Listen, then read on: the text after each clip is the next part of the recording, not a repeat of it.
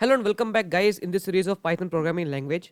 Myself Prabhat Thakur और आज हम लोग बात करने वाले हैं पाइथन के इनपुट फंक्शन के बारे में।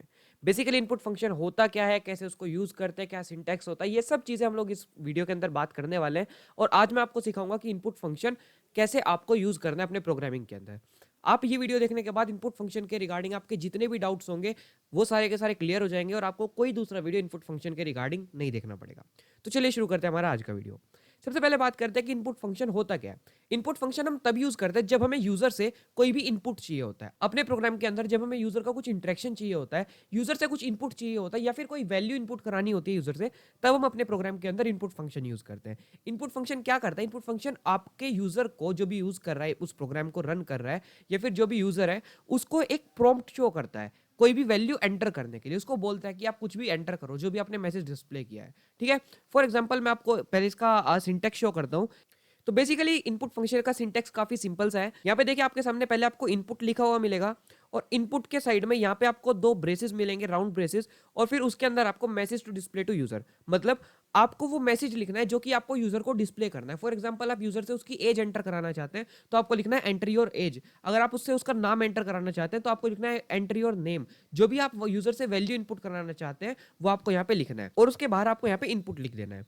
फिर इसको आपको किसी वेरिएबल में भी स्टोर कराना पड़ेगा। तो यहाँ पे आपको उस वेरिएबल का नाम लिखना है जिसमें आपको यूजर से इनपुट जो है वो स्टोर कराना है लिया हुआ। अब हम लोग बात करते हैं एग्जाम्पल की। इसका एक एग्जाम्पल मैं आपको शो करता हूँ।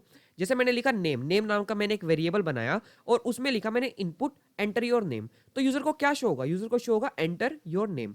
और ये शो होने के बाद यूजर जो है अपना नाम एंटर कर देगा और मैं यहाँ पे लिख दूंगा प्रिंट नेम, तो यूजर का जो नाम होगा वो प्रिंट हो जाएगा। तो इस तरीके से आपका इनपुट फंक्शन काम करता है।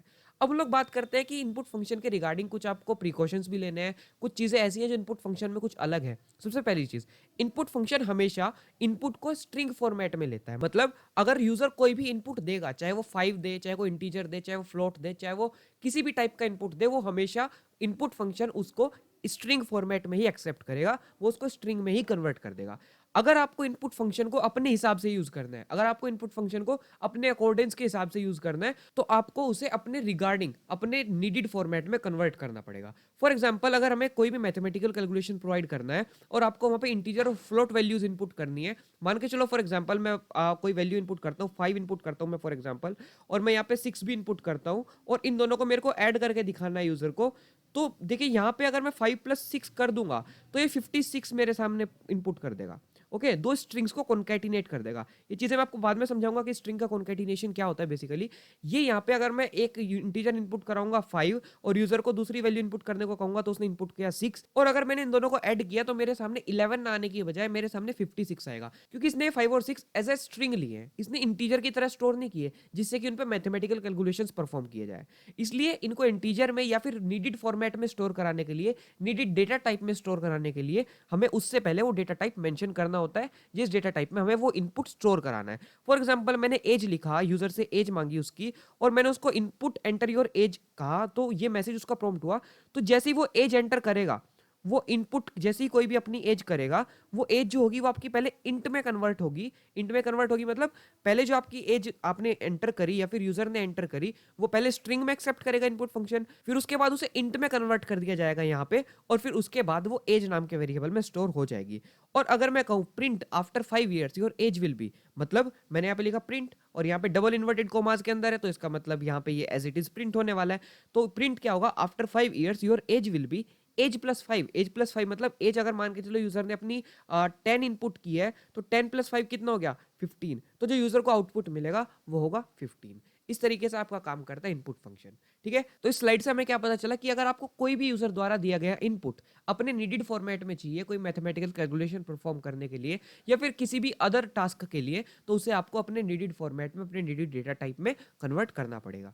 नेक्स्ट हम लोग बात करते हैं, एक एग्जाम्पल हम लोग देख लेते हैं।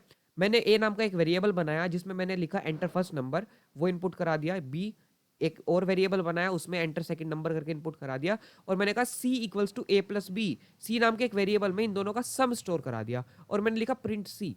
फॉर एग्जाम्पल यूजर इनपुट करता है पहले नंबर में 2, ए में यूजर ने 2 इनपुट किया और सेकंड नंबर यूजर ने 3 इनपुट किया, तो देखो सम क्या आएगा, C equals to A plus B. अब मैंने यहाँ पे कोई भी इंट या फ्लोट या फिर कोई टाइप का ऐसा डेटा टाइप नहीं लगाया, तो इसका मतलब क्या है, ये दोनों एज अ स्ट्रिंग इनपुट होंगे, और स्ट्रिंग इनपुट होंगे तो ये as it is add up हो जाएंगे, और जो हमारे पास आंसर आएगा वो आएगा हमारे पास 23। इस तरीके से काम करता है आपका इनपुट फंक्शन। मतलब जब भी यूजर कुछ भी इनपुट करेगा तो आपको वो स्ट्रिंग फॉर्मेट में ही इनपुट फंक्शन एक्सेप्ट करेगा, उसको स्टोर करेगा। अगर आपको उसे मैथमेटिकल कैलकुलेशंस के लिए या फिर किसी भी टास्क के लिए यूज करना है तो आपको उसे अपने नीडेड फॉर्मेट में, नीडेड डेटा टाइप में कन्वर्ट करना पड़ेगा। नेक्स्ट स्लाइड की तरफ बढ़ते हैं। यहाँ पे देखिए, यहाँ पे वो चीजें होने वाली हैं। अगर यहाँ पे फर्स्ट नंबर यूजर ने इनपुट करा ए में 2, यहाँ पे जो बी है उसमें इनपुट करा यूजर ने 5, तो यहाँ पे जो सी आएगा वो 25 आने के बजाय वो आएगा 7। 2 + 5 = 7। इस तरीके से आपका इनपुट फंक्शन काम करता है। तो ये थी हमारी इनपुट फंक्शन के ऊपर वीडियो। आई होप सो आपको सारी चीज़ें क्लियर हो गई होंगी। अगर आपके कुछ क्वेरीज हैं तो आप कमेंट सेक्शन में कमेंट डाउन कर सकते हैं। एंड नेक्स्ट वीडियो के लिए stay tune with this playlist and subscribe to our channel. अगर वीडियो अच्छी लगी हो तो लाइक करो और इस प्लेलिस्ट को अपने दोस्तों के साथ, अपने क्लासमेट्स के साथ शेयर करो, जिससे उन्हें भी इनपुट फंक्शन के रिगार्डिंग या फिर पाइथन प्रोग्रामिंग लैंग्वेज के रिगार्डिंग कोई भी क्वेरी ना रहे। Thank you so much.